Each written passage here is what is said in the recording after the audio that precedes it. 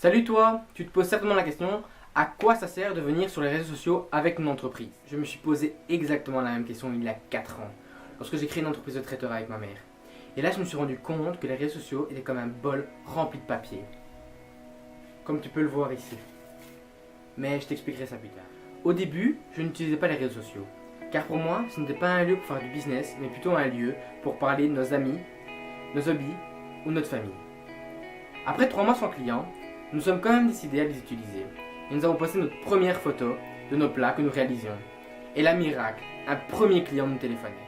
Après ce premier client, nous décidions de relancer l'expérience et de reposter de nouveau quelques photos de nos plats, de nos réalisations. Et là, un deuxième client nous téléphonait et un premier contrat fut signé avec lui.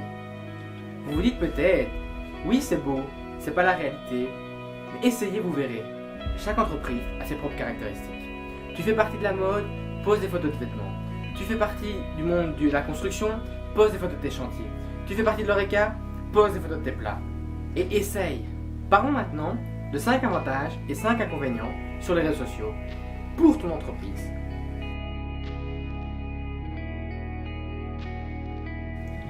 Si tu es encore ici à regarder cette vidéo, c'est vraiment que tu veux utiliser les réseaux sociaux pour ton entreprise et savoir quels sont les avantages de l'utiliser et les désavantages. Ou alors, tu t'intéresses vraiment à ce bol rempli de papier que j'identifie aux réseaux sociaux.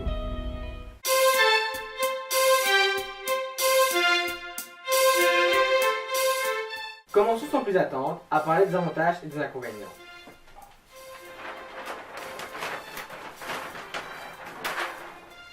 Comme tu peux le voir, j'ai créé un tableau avec 5 avantages et 5 inconvénients sur les réseaux sociaux. Commençons tout de suite par les avantages. Le premier des avantages, c'est la visibilité. Lorsque je parle de visibilité, je parle de l'image que votre entreprise a sur les réseaux. Pensez à un commerce qui est dans sa rue. Un commerce dans sa rue, sa visibilité est réduite dans la rue dans laquelle il se trouve. Mais s'il apparaît sur les réseaux sociaux et vous avez une bonne image dessus, votre visibilité s'étend à votre région, votre quartier, votre pays, le monde en fonction des partages, des commentaires et les réseaux sociaux que vous utilisez. Objectif numéro 2, la confiance. Imagine, tu as un client qui a un avis négatif sur ton entreprise. Si tu ne lui réponds pas, il va se sentir frustré car il n'aura pas eu de réponse. Si tu lui réponds, tu peux lui proposer un coupon, une réduction, t'excuser, t'expliquer pourquoi ça n'a pas été. Tu crées donc un climat de confiance entre toi et ton client. L'avantage numéro 3 est la prospection. Avant, lorsqu'on réalisait une prospection, il fallait téléphoner à tous les numéros du bottin. Aujourd'hui, la donne a changé. Les clients viennent vers nous et n'allons plus vers le client. Nous allons toujours vers le client dans certaines situations, mais la plupart des clients que nous trouvons ont pris la décision d'acheter dans notre entreprise.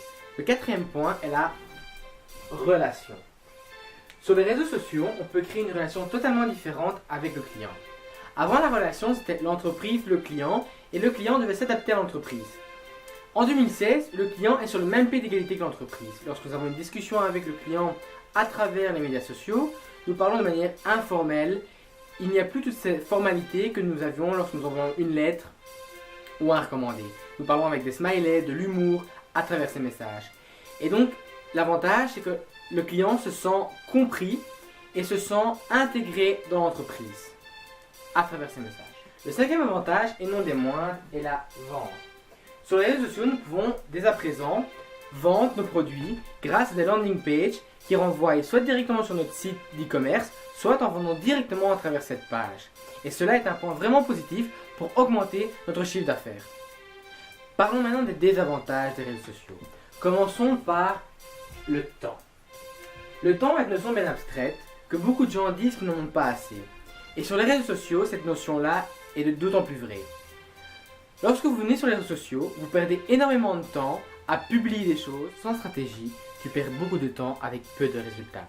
C'est pourquoi beaucoup d'entreprises ont fait appel à New Publication pour les aider à gagner du temps et créer une meilleure stratégie pour de meilleurs résultats. Le deuxième point important est la viralité.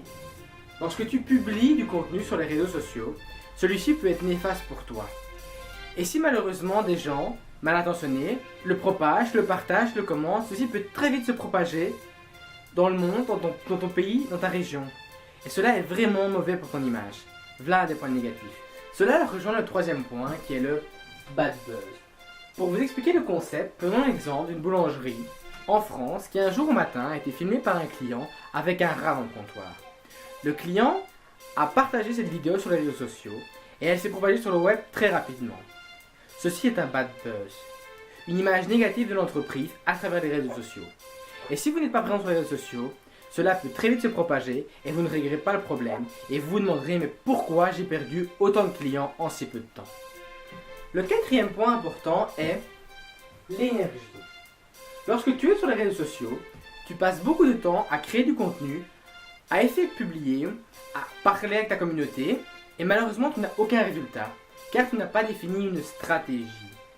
Je te propose donc d'aller voir l'autre vidéo que j'ai faite hier. Regarde-la, comprends c'est quoi le but de la stratégie et crée-en une. Le dernier point, et non des moindres, est le budget. Lorsque tu commences sur Facebook, tu te dis cool, tu peux payer de la publicité, donc tu vas dépenser un budget. Le budget que tu dépenses peut être efficace ou ne pas l'être. Tu peux mettre un budget de 100 € et n'avoir aucun j'aime, ou mettre un budget de 2 € et avoir plus de 100 j'aime. Tout dépend le contenu, la cible et à quel moment tu as publié. Il est vraiment important de bien cibler à qui tu vas vendre ce produit. C'est pour ça que New Publication est là aussi pour t'aider, te conseiller et t'aider à réaliser des projets et tes défis. Maintenant que nous arrivons à la fin de cette vidéo, les 5 avantages et inconvénients, à vous de voir si pour votre entreprise, il est vraiment utile d'être sur les réseaux sociaux. Selon moi, ça l'est. Maintenant que nous arrivons à la fin de cette vidéo, je vais enfin pouvoir te répondre pourquoi j'identifie les réseaux sociaux à un bol rempli de papier. Pour moi, les réseaux sociaux, c'est un lieu où il y a plein de contenus enfouis dans un serveur. Lorsque nous prenons du contenu, que nous en créons nous-mêmes, que nous venons de publier sur les réseaux sociaux, celui-ci est enfoui parmi tout le reste du contenu. Tu peux publier, les clients ne seront jamais concentrés sur ton contenu si tu ne les as pas ciblés, que tu ne leur fais pas comprendre que c'est pour eux que ce contenu a été créé. Tu dépenses beaucoup de temps, d'énergie et de budget pour cibler les mauvaises personnes. C'est pourquoi il faut absolument avoir une stratégie sur les réseaux sociaux. Si tu as besoin d'aide, n'hésite pas à faire appel à nous.